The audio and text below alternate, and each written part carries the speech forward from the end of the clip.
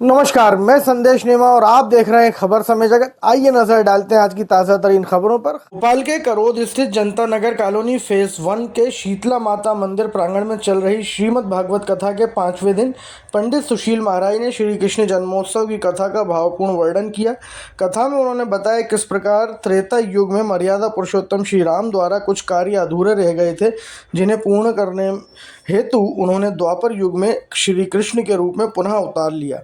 उन्होंने श्रोताओं को बताया कि श्री राम ने मर्यादा के बंधन में रहते हुए जब 16 स्त्रियों की कामना को अस्वीकार किया था, तब उन्होंने उन्हें वचन दिया था कि द्वापर में श्री कृष्ण रूप में उनकी इच्छाओं की पूर्ति करेंगे। यही कारण था कि श्री कृष्ण को 16,000 रानियां प्राप्त हुईं। यह घटना प्रभु की लीला और कर्मफल के गूढ़ रहस्यों को उजागर करती है। पंडित सुशील महाराज ने एक और दिव्य रहस्य साझा किया कि त्रेता युग में श्री राम का जन्म दोपहर 12 बजे हुआ था, जिससे सूर्य एक माह तक एक ही स्थान पर स्थिर हो गए थे। इस कारण चंद्रदेव रुष्ट हो गए थे। प्रभु श्री राम ने उन्हें वचन दिया कि दोपहर में वे रात 12 बजे जन्म लेंगे, ताकि चंद्रदेव को दर्शन लाभ प्राप्त हो सके। इसलिए श्री कृष्ण का जन्म रात्रि 12 बजे हुआ। कथा के दौरान श्री कृष्ण जन्मोत्सव बड़े ही भक्तिभाव और उल्लास से मनाया गया। श्री कृष्ण की आरती, पूजा और भजन कीर्तन में सैकड़ों श्रद्धालुओं ने भाग लिया। कार्यक्रम की व्यवस्था डॉक्टर मायाराम अटल, श्री कृष्ण राठौर एवं डॉक्टर पी.डी. सोनी के निर्देशन में संपन्न हुई।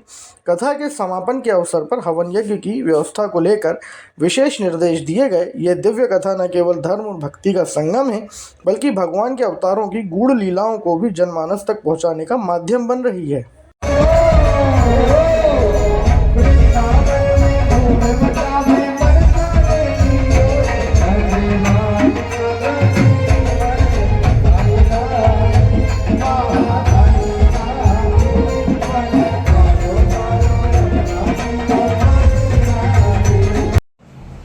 मेरा नाम पंडित सुशील महाराज है।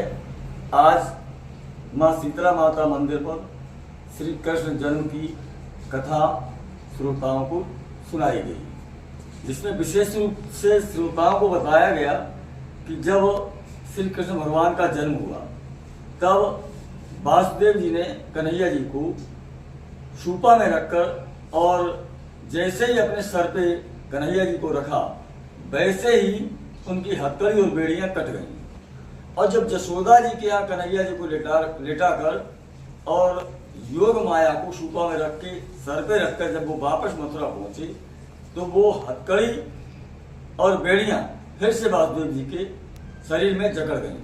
कहने का तात्पर्य, यदि हम ईश्वर को, प्रभु को मानस पटल पर बिठा लेंगे, तो हमारी सारी कष्टों की हथकड़ी बेड़ियां कट जाएंगी। और यदि सांसारिक मोह माया जाल को अपने सर पे बिठा लेंगे, तो हमारे जीवन में कष्टों का अंबार लग जाएगा। जय श्री राधे, जय श्री कृष्ण। अब वरदान को मिल गया कि हाँ भागीरथ जी, तुम गंगा जी को ले जाओ। अब एक समस्या पैदा हो गई। गंगा जी बोली मैं जमीन पे जाने को तैयार हूँ, लेकिन मेरे पेट को संभालेगा कौन? हमारा पेट इतना होगा कि सारा संसार बह जाएगा।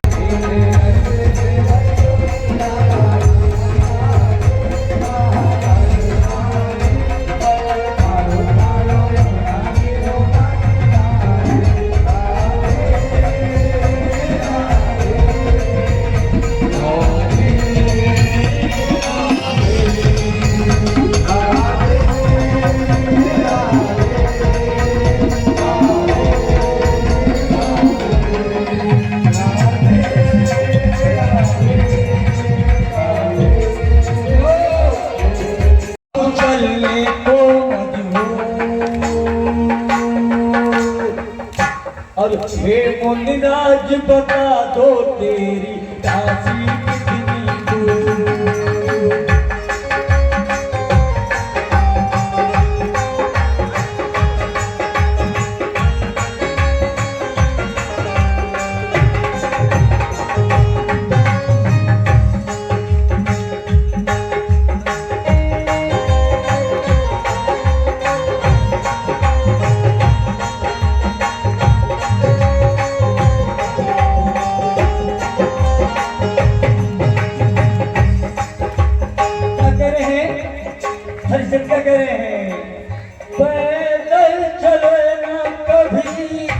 सुतिए हमारो रो रो के रोए मेरो तानन तारो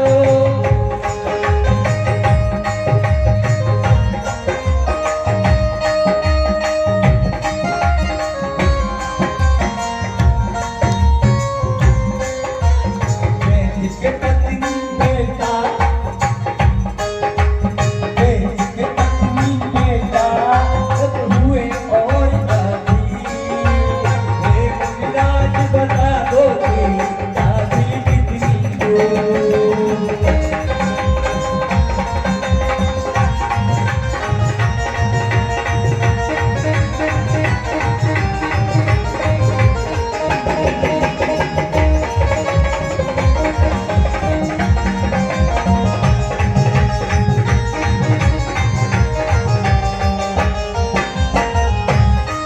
मालूम क्या हुआ जब काशी के बाजार में गए तो विश्वामित्र जी ने 60 भर सोने में तीनों को बेच दिया और अपना 60 भर सोना ले लिया तो कैसे बिके पत्नी और राजा एक बनिया क्या चले गए और एक कलुआ चांडाल था जो सबसे ऐसी और रोचक खबरों के लिए जुड़े रहिए खबर समय जगत के साथ। नमस्कार।